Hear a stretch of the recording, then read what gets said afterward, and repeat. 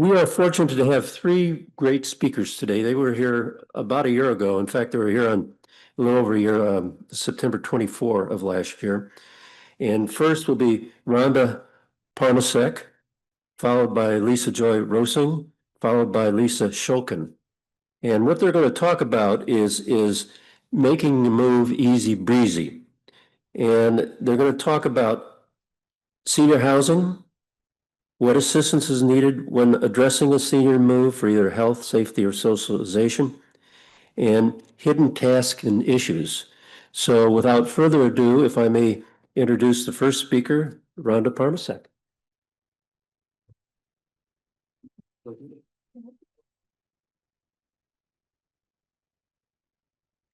Good morning, everybody. Thank you for joining us. We're thrilled to be here again and talk to you about what it's like to go through the different stages of making a decision to leave your current situation, your current living situation, and all the details that it entails and the help that's out there to help you get through that. My name is Ronda Parmacek, as was said. I'm the CEO and founder of New Chapter Senior Living Placement. And if you've never heard of a senior placement agency, I basically like to explain it as I am a realtor for senior living. So I help people find the most optimal, best senior living situation for each person individually. So I don't know if you've ever heard of a senior living advisor, but like I said, we really concentrate on taking the individual, learning everything about them, and then finding them the best solution for their situation. So just to give you an idea of how working with someone like me goes, I'm going to grab my water. So working with somebody like me, a senior living advisor, usually falls, to be honest with you, on the adult children. Because unfortunately, most seniors don't want to plan ahead. And I understand this. It's very, very hard to make a plan for something that you're having a hard time dealing with or coping with. So a lot of times, because people don't plan ahead, I end up working with their adult children. I would far rather work with you and the senior themselves and find them the most ideal living situation that they'd be happy than having to work with their children in a crisis and find them a place with them having no opportunity or any say. So the best thing you could do is just make a plan. That's all you need to do. You don't need to move when you're not ready, but if you just make a plan, that is if I say anything today that you take away from this, that is what you should hear, is that you just need to make a plan. So how we work is I do a full assessment of whoever my client is. I go over their medical needs, their financial situation, their location needs, pretty much cover everything, their past, what they did for a living, what their hobbies are, how they feel about making a move to senior living. And then I handpick a list of communities for that family to go tour. And I handpick it very specifically to fit that person's profile. We then offer that list, and we offer the list of communities, and we set up tours for you to go tour. And we also offer a list of questions for you to bring with you, whether it's independent living, assisted living, or memory care. We have different questions that we want you to bring with you when you tour.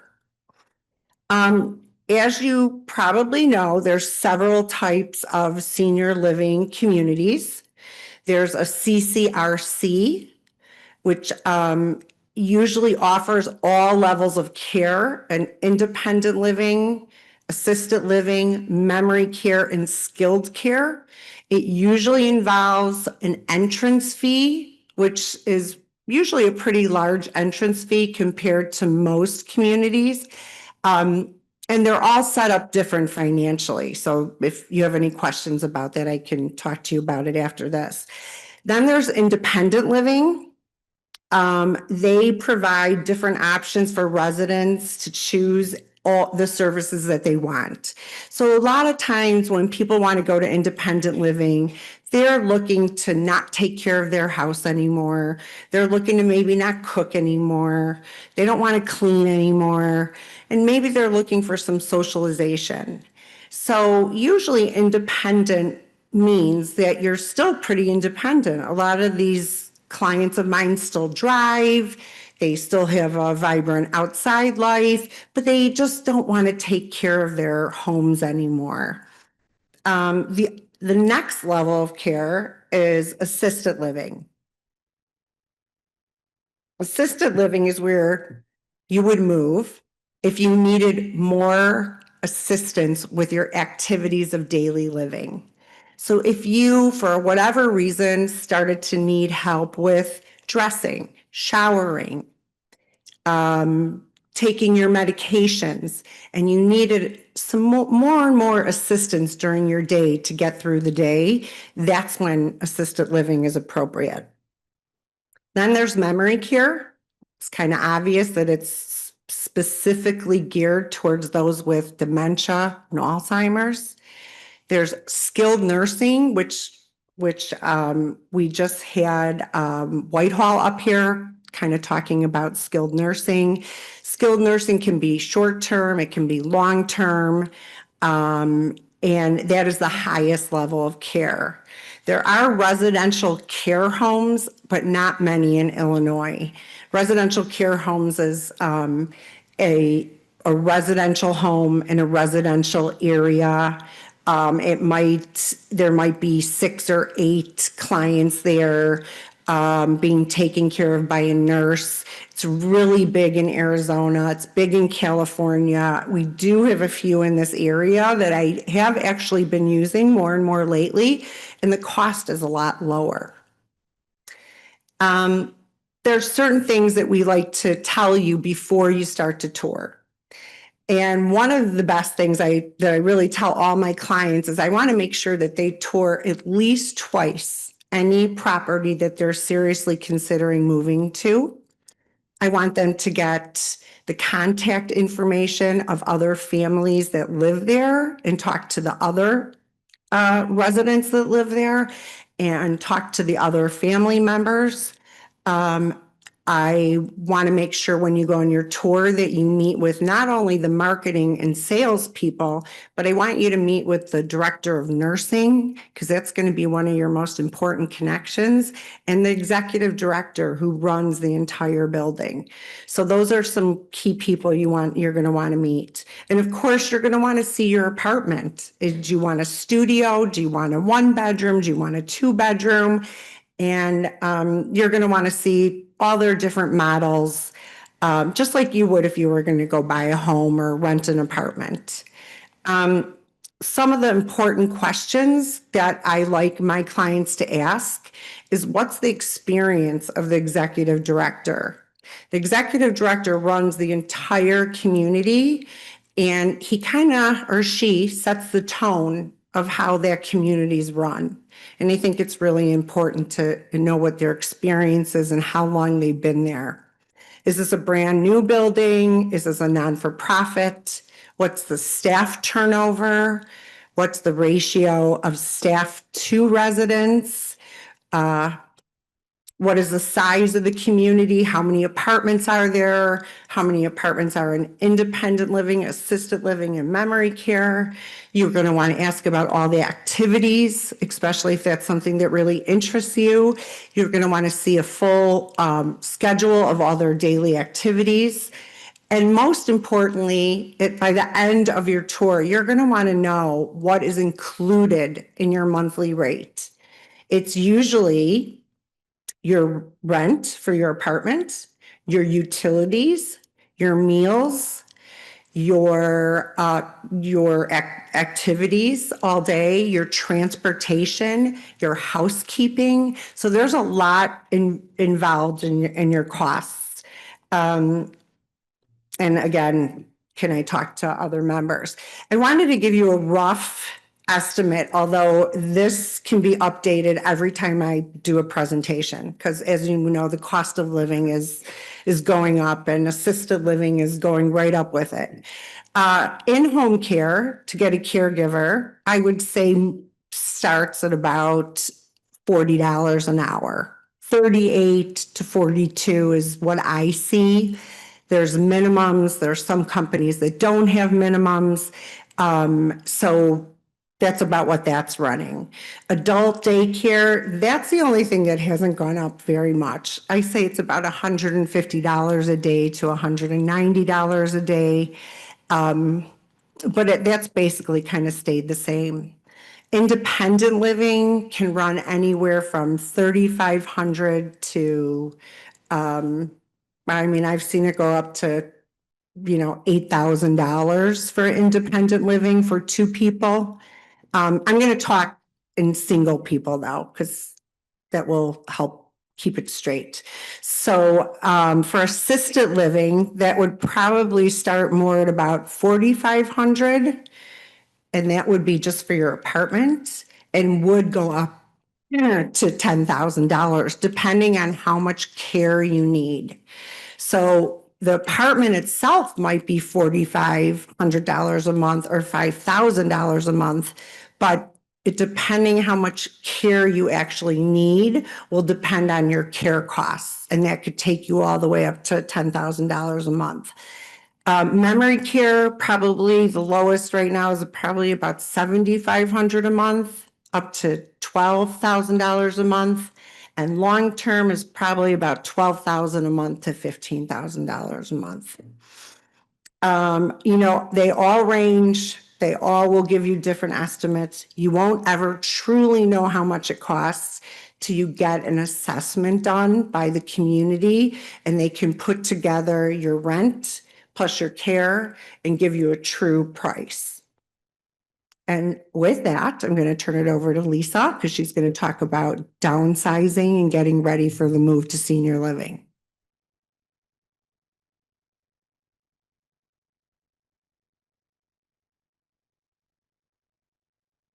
Hi, good morning, and thanks for having us here today. I'm going to. All right, I am going to start with talking a little bit about myself and my company. Joy of Downsizing opened in 2018. Back in 2016, I did a family member's move, and based on the fact that I have the experience both as someone with a social work background and I am an interior designer by training, a light bulb went off when I did a family member's move, and I thought somebody needs to be doing this. And so I started to design and develop Joy of Downsizing. I am a consultant first, a professional organizer, and a senior move manager, in addition to being a designer. Okay, and I would just say the most important thing, and I think Rhonda hit on this, saying, don't wait. Because when you are considering downsizing, it's not about the old, I hear this all the time, I thought I was going to stay in my house until they carried me out in a box. And so I didn't want to move, and I don't want to move, but in life, things happen, and things in terms of emergencies, you don't, as Rhonda mentioned, you don't want to wait until there's an emergency that happens, such as someone falls down the stairs. Stairs are the number one reason people move out of their home. Stairs, they don't have elevator, use. And so starting early before an accident happens, and then you end up in a place a lovely place like Whitehall, you end up having a very different type of move, and someone else is downsizing your belongings. It could be a niece, it could be a nephew, it could be a family member, it could be a peer. So, the fact that you have put somebody in trust, if you're in a crisis, as part of your planning process, somebody can be making those decisions for you. So I love this slide. Start early and end happy. And it all comes from making the plan. No one is telling you have to move today to senior living. This is not about that. It's about making the plan. And so coming in and creating a downsizing plan so that you're making decisions on what your treasures are. Treasures, not everything you own is a treasure, right? And not everything can be. We have a lifetime of belongings, and people get very, very overwhelmed thinking about downsizing and moving. So I often get the question of, how do I start? What goes first? What comes next? What's going to fit in that small apartment I'm downsizing to? What do I keep? And boy, is it stressful. The last time I moved, I did it all myself. And moving is really physical. You think you're just packing one box, but you got to stack those boxes and push them into a corner. It's pretty physical. And a lot of people will contact Joy of Downsizing when they want to talk about they don't want to burden their children or their nieces and nephews because they have very busy lives. And they want to maintain their independence. And so making that plan, and in this case, it's not finding your senior living, it's figuring out what your plan is for making that downsize so that you're ready to move. And I just want to mention something about our industry. Senior move management is about 23 years old. We do have a national association called NASM, that's what we call it, but it's the National Association of Senior Move Managers. And what senior move managers do is they are the project manager for your downsizing and moving process. And we help older adults make decisions on downsizing a lifetime of belongings to manage their transition into a new home and to assist them to right size and age in place. Because I do have to say, there are plenty of people that want to downsize while they are aging in their home. They're not interested in moving just yet, even if they put their plan in place for that. But it's never too early to start to downsize, because ultimately, if you're leaving all of your possessions to family members, you're actually, I know that they're not going to be that excited about it. I'll put it that way. Okay, I mentioned, what do we do as a senior move manager? Well, we evaluate what's going to fit. We downsize and right size. Right size is a little different than downsizing because it's actually looking at the right amount. So if you have lots and lots and lots of collections, we'll pare them down so that you have the right amount. We talked about treasures, your treasures, keeping the best of the best, but not everything. We do a customized move plan, a pack and move day. We unpack. We have a wonderful team who unpacks and sets up your entire home. We do organizing, decluttering, and we take care of everything left behind should you want us to after you transition into the smaller home.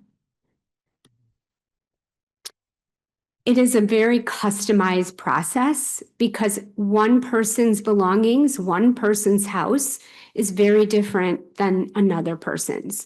So once you've walked into one house, you've walked into one house.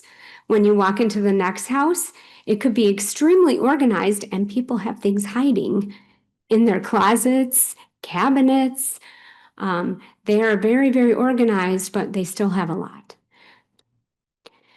Okay, so one thing that we do, and I mentioned I am an interior designer, is we do a furniture plan for you. We measure all the furniture in your current home, and we figure out what's going to fit in the new home, including measuring there.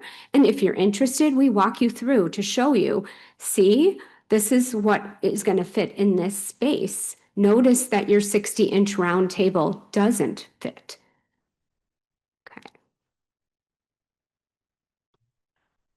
So we do, as I mentioned, do a floor plan. We come up with everything. And then there is the piece that if you need something smaller that you don't have already, we will help you find it. For example, you are moving into a senior community and you made a decision to take the big couch, and now the dining space is going to be a little bit smaller. So we're going to buy a 32-inch round dining table with 2 chairs, and you just don't have anything already.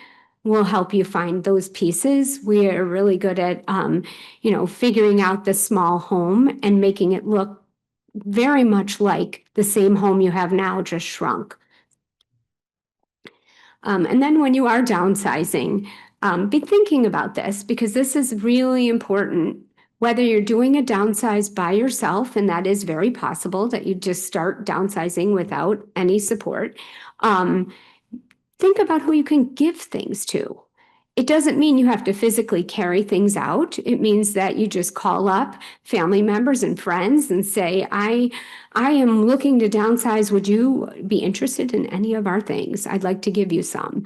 And of course, there is donation. If you can get it to your car, you can drop it off. And that's fantabulous, because someone else will benefit from it and it will stay out of the landfill. And there's always offering it for free. There's all types of groups, refugee groups and so on, and they're looking for items that you have too much of. Okay, and this is just an example of a move we did. It's been a while because we were wearing masks back then, but it's an example of having somebody packed and ready and greeting the movers while she was on an airplane flying to her new home. So we do take care of all those things. Here is a client's home. I love to tell this story. This guy had if you see the picture behind me, he had such a incredible collection, a lifetime collection of belongings. He was a Holocaust survivor, and he went from Europe to the United States. He did get out before. He was not put in a concentration camp, but he had a shock. He was from a very wealthy family in Europe, and when he arrived here, they lived in utter poverty, first through New York and then through the Catskill Mountains. And what's amazing about this is that he was a child, it drove his motivation to have fine things, to get back to that place. And as an adult, he did. And he had a really beautiful home with lots of collections, lots and lots of things. And we worked with him to make a special plan, both gifting to institutions, and we pared down his home to just the best of the best, according to him. And this was his move day. And really important is that he walked in the door and it looked like the same place, just shrunk. And that's the key to a good downsize, is that if you really, everyone has a different way of looking at their home and seeing something that makes it feel like home. And he got, people who walk in the door feel really happy discovering, look at all these things, that's mine, and they walk around and, we hear all the stories. So we do keep things very organized, right sizing, decluttering, maintenance, post-move organizing, and home cleanouts. And my big thing is, beside making a plan, because I think that is really, really important, it's just making a plan, starting early. Ask for help. Don't do it yourself. It could be a friend, somebody to motivate you. But if you do seek professional help, a downsizing consultant can come in so many different ways. We can come in just to put the plan together. We can come in and hold your hand through the whole process.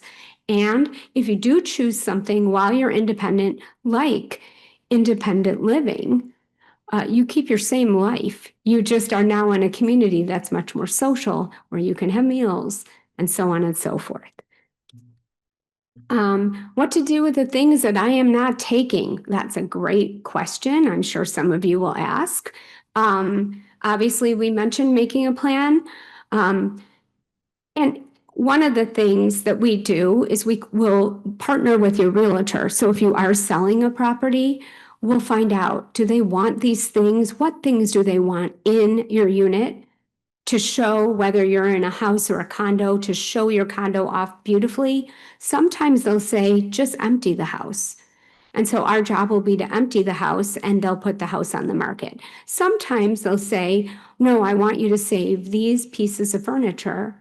So we'll do a two-part downsize plan where we'll get rid of everything that they don't want to stage your house, and then the realtor will stage the house with what you have. Okay.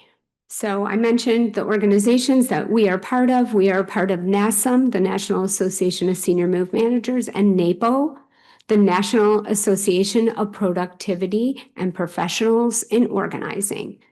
And with that, I'm going to turn it over to Lisa Schulkin. Thank you.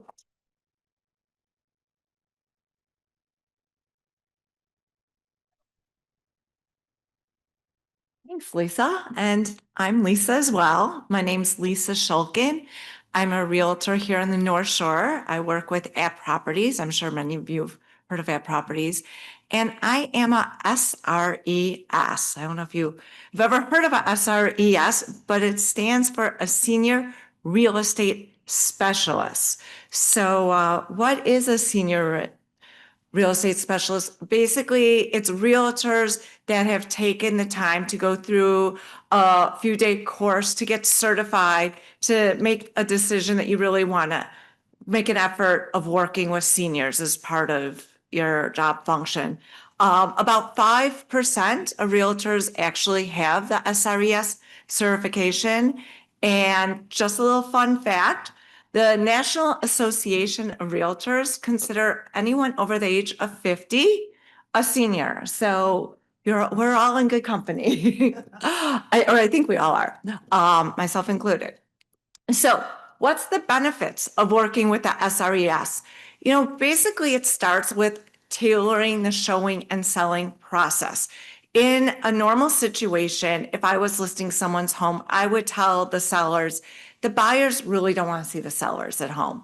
So they'll say, go walk the dog, go for a coffee, go to your neighbors, just skedaddle, bye, get out of the house.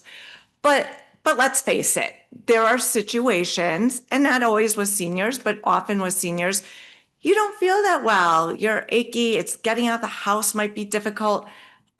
We heard earlier, come on, we live in Chicago. We have black ice. I mean, I'm even petrified on some days to, walk out on the driveway. So I have had situations where clients will say, it's just hard for me to get out of the house. And I say, no problem. This is what we're going to do. We're going to put you in a room, ideally one with a door, a bedroom, a den. You're going to read a book, you're going to watch TV, you're going to mind your own business. I will greet the buyers. I will explain to the buyers that the homeowner is home because it was just too difficult for them to leave.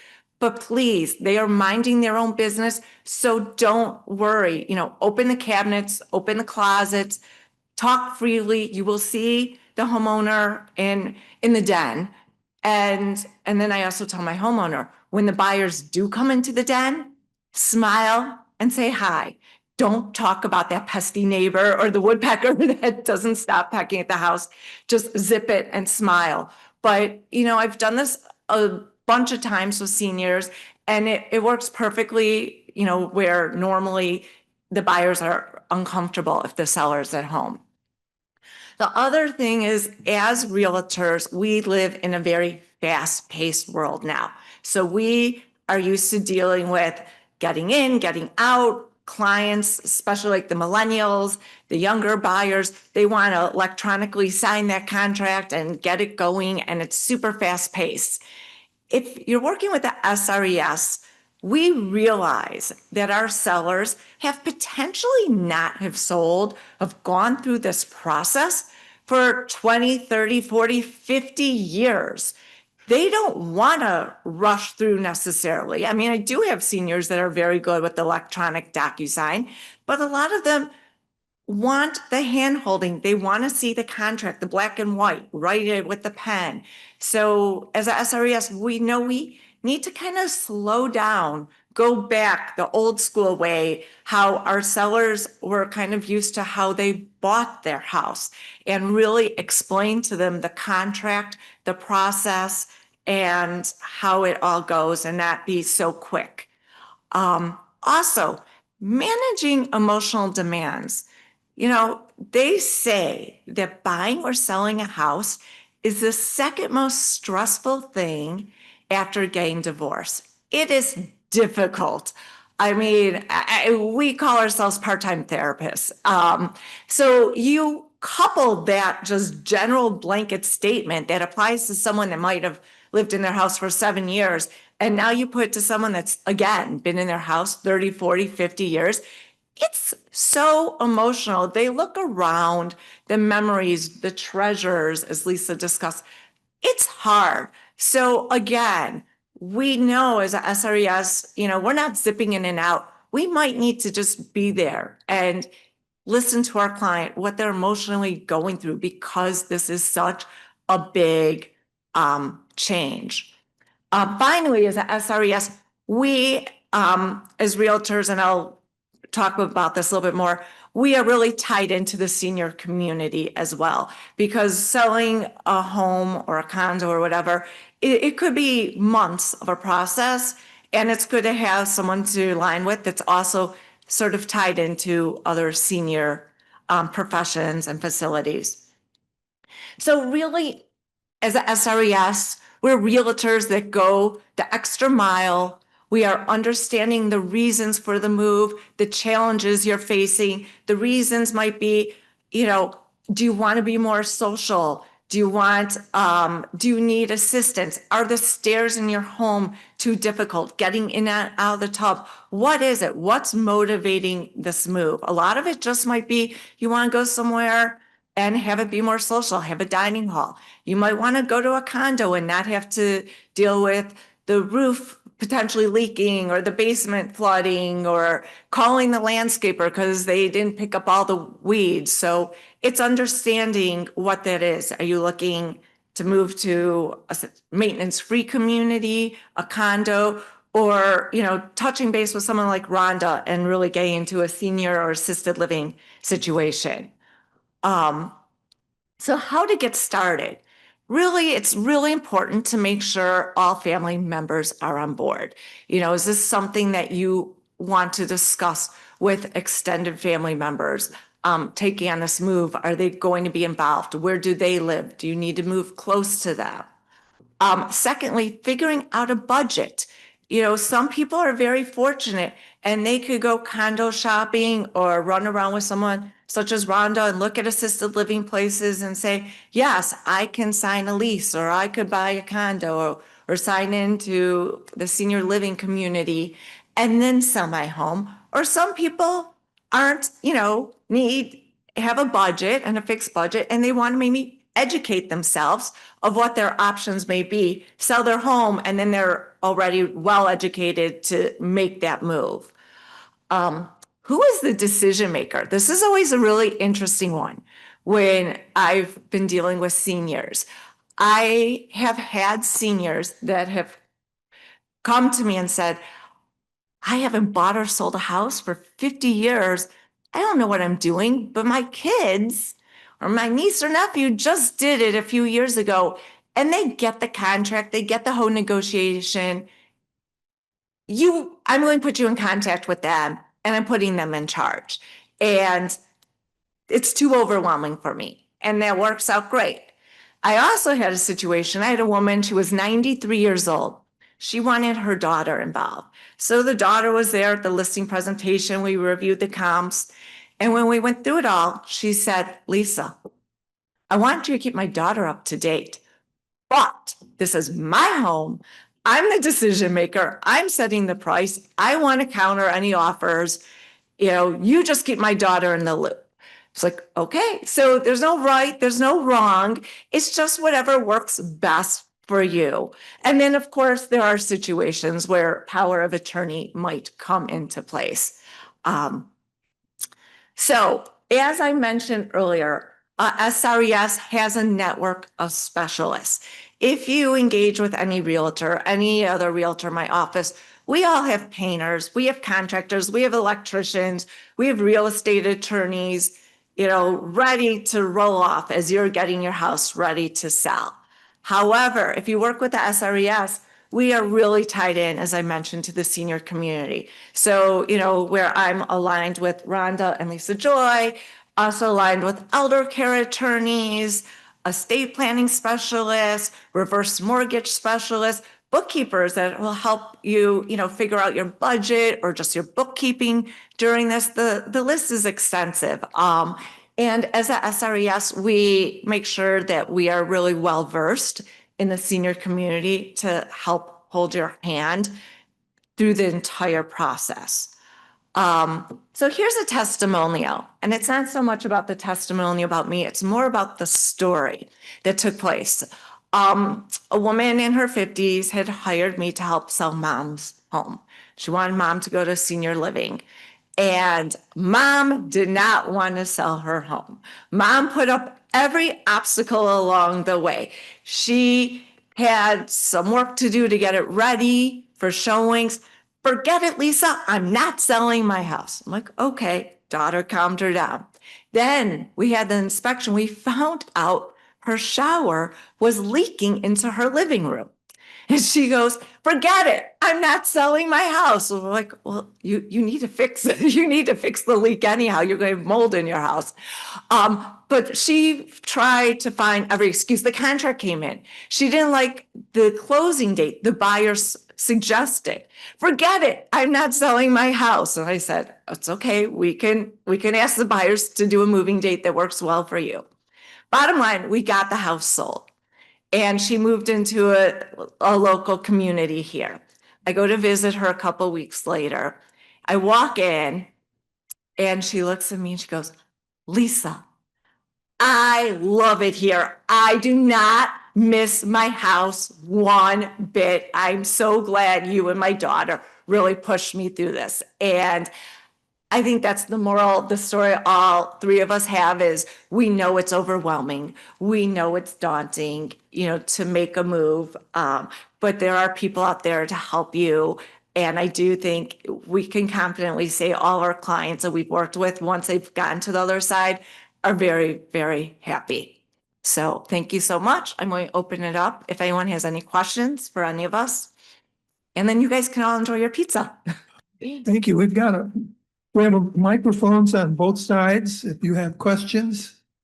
I have a general one. Why don't, I know that some of these cost issues are going to be up to the specifics. How about giving us an idea of costs for your services, each of you? Why don't we? Or how are you going? Questions. Well, I probably should have told you first and foremost that my services are free. You don't have to pay for my services. I'm, like I said, like a realtor for senior living. So I'm paid by the communities when you move in. I'm paid a commission. So, it's really a nice thing to have someone guide you through and hold your hand through the whole journey. And it doesn't cost you anything. So it doesn't add to the extra stress and overwhelm of paying, it's a lot of money to make a move. And, so my costs are, free to the family. So I can't say the same, but I will say that we do a customized plan for you, and it is an hourly fee. And we left information there if you're interested. Typically, and because the projects are all so different, we could come in and do a little downsizing plan with someone, and it could just be, in the hundreds. But we could do a large home with lots of appointments, and it could be in the thousands. So, really the best thing to do is to have a free consultation with a downsizing consultant, because that way you'll get your individual price. Okay, so listing your home, it's kind of an interesting topic because a year ago, there was an issue with the National Association of Realtors where historically the seller would list with the realtor and we would charge 5 to 6%. And then we would put in the MLS that we would then give a portion of that to the buyer's agent. So a year ago, August 17th, 2024, the laws changed. So now if you are going to list your house, what you're going to do is you are going to sign a contract with an agent such as myself. And that would be followed with a meeting, a couple meetings where we would go evaluate your home, look at comps, come up with a pricing strategy of your home. And then as a listing agents charge, I would say, between 2.5% and 3.5% to list your house today. However, since that law has changed, a buyer's agent's going to come in and hopefully find you a great buyer, and their agent's going to really work really hard to make sure that buyer stays on track and gets you to the finish line. And when they write in that contract, they're going to offer you a purchase price, but they're also going to ask you to pay their commission as well. So it still comes out to the same as it always historically was, which is between 5 and 6%. It's just now it's very black and white, what you're directly paying your listing agent and then what the buyer's agent is requesting. So it's a little more complicated, but it's basically the same. Thank you all three for those good comments and feedback. We'll take other questions.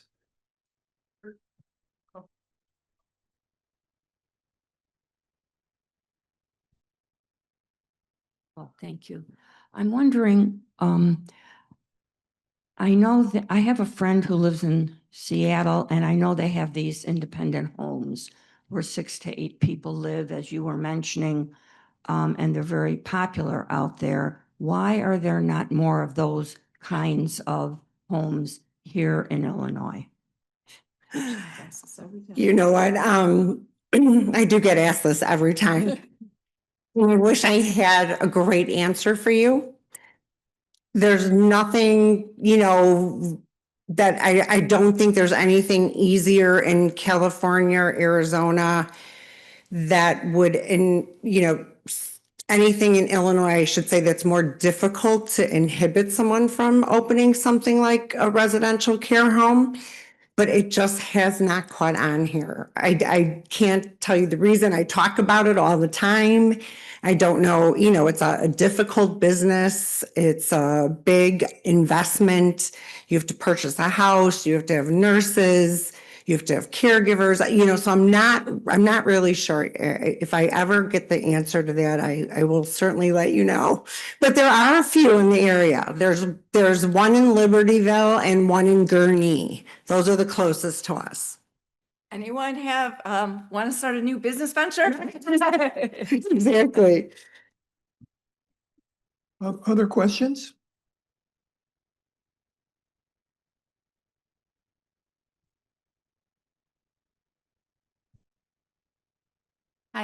You mentioned in downsizing, donating, giving it away, et cetera.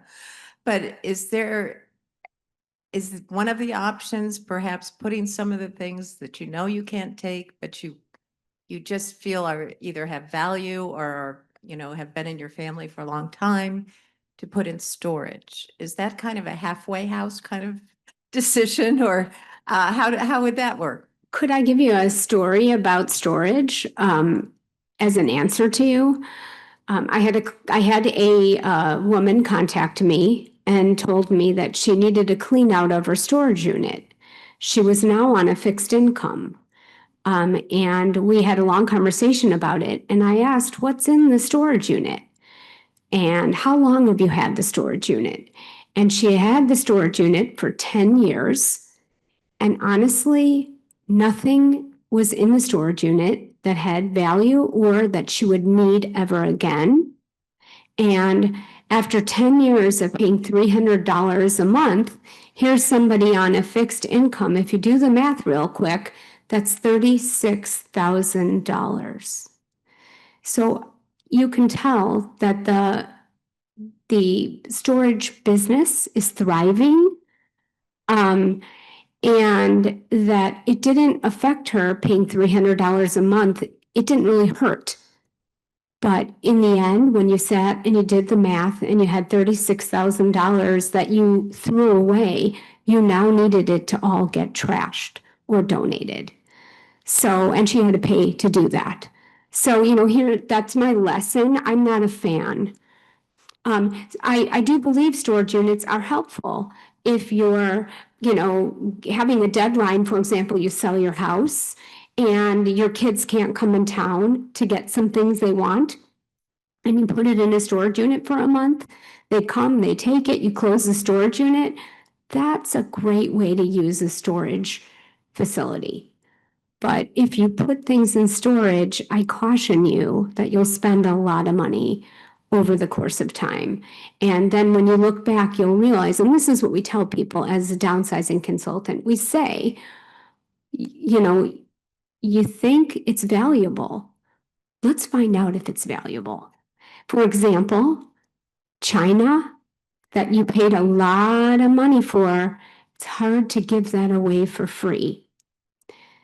So because it's special or emotional, my recommendation, let's take China as an example, would be to take a few of those plates and keep a small set, very, very small, in your home now, and let the others go. That would be an example. All right, we have another question here, but a comment first. My wife and I, lived in our house a long, long time. So we had a lot of stuff that we collected, a lot of things that we didn't need. We had a throwaway party with our kids. They came and took what they wanted, and we ended up with a stack that was maybe 12 feet wide and 4 feet high. We paid $600 or $700 for 1-800 junk to come and pick it up.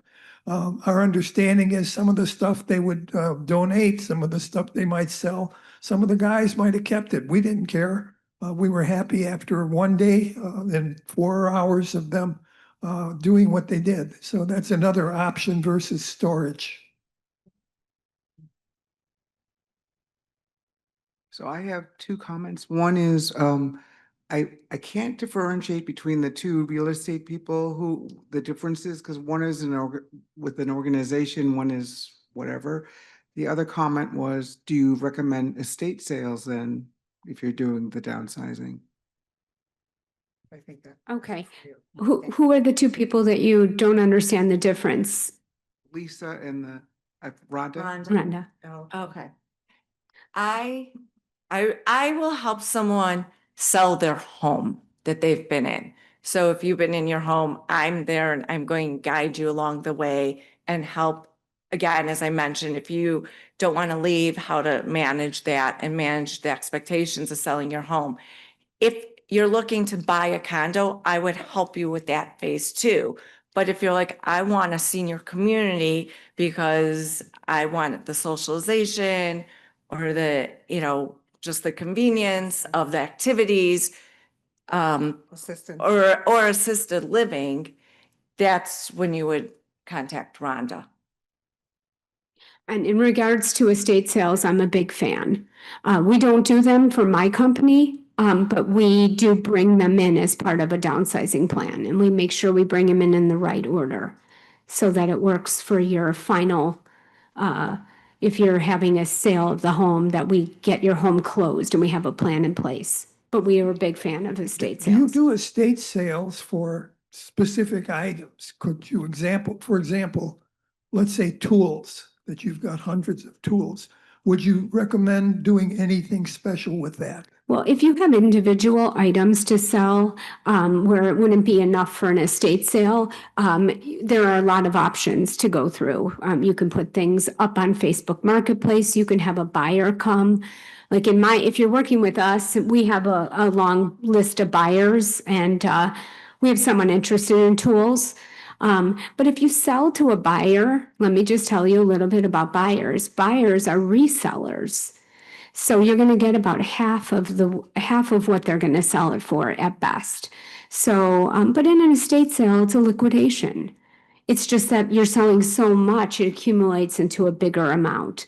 We could see you and you could set up a plan and give us Yes, advice. correct. Understood. Question here. Two questions, actually. Do you see downsizing as being also a process to simplify life to stay in the home that you are in? Oh, definitely. That's what we do when we're right sizing with someone. So let's say somebody has accumulated a lifetime of belongings and they haven't been as proactive in reducing along the way. Maybe you have a little too much in there, and sometimes that can impede safety. So a lot of times we'll come in and do a downsizing plan for staying in place. That is called right sizing. And I can give you a quick exercise. Does anybody here have a lot of coffee mugs they've collected? Raise your hand. If you have, okay, so I see a lot of hands going up.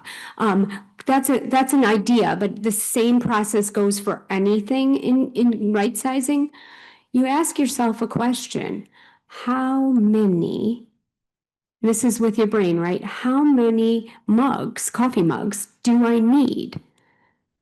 And once you've come up with that number, your job is to get down to that number. You set the number yourself, and now you have the right amount. That's a nice exercise. You can pull all the mugs out. That's called sorting, where you see all the mugs at one time. And you say, I told myself I only wanted to keep 8. And now you pick out the 8 best. So that's right sizing. Other questions? My mother she fell down a bunch of stairs in March and survived. And after 2 months in a rehab place, and Medicare stopped paying for it after about a month or so, I pledged to myself that I would never put her in a nursing home or long-term care facility, whatever you want to call it. And so far, I have to say things are working well. She's been with us at least 5 months. She's 98 and a half. And she's doing pretty well. And her sister is almost 102. And but the genes don't transfer down to my late brother and me, because we both had cancer. But my goal, and I let her know about this for quite some time, is to build a house on her property, and to buy out my sister-in-law, and then.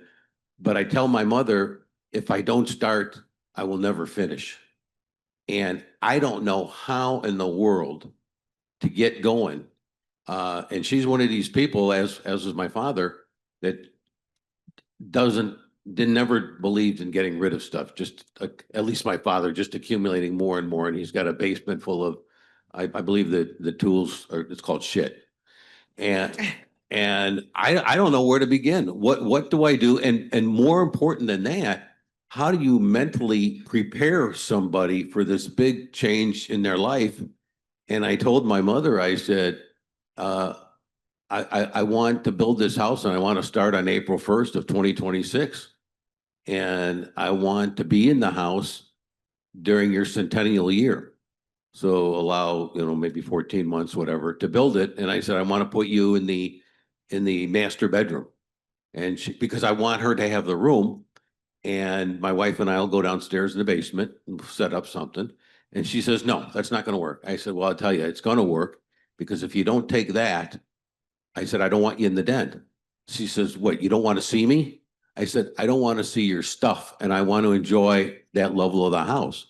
And I said, but I'm gonna make it easy for you. If you don't want to go in the master bedroom, then you find yourself a place to live. But how do you mentally prepare somebody? I have no idea.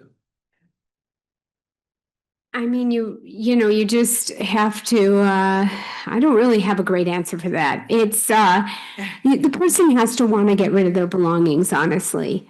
And you'd have to involve them because you don't want to cause any kind of trauma. But I would get her on board. Talk about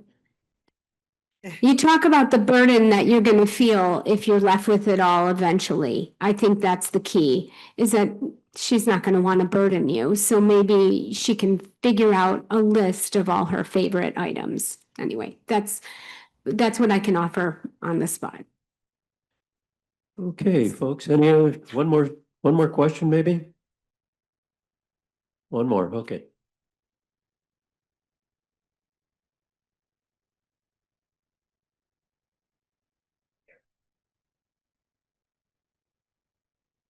I have a comment. We have started to clean out, like I had a service for 16 plastic dishes that we used for barbecues, and we got rid of that. Nobody wanted it. Many times your children do not want your things. They have their own things. So that's a hard thing when they don't want what you have treasured. Yeah, That very is- common. Yeah, I mean, that's the big part of having a downsizing plan, is to figure out what that you own they'd want. And if they have something, maybe that's a good motivation for you to let it go and give it to them because they've requested it. Well, let's have a good round of applause for these ladies. Excellent program. Thank you very, very much.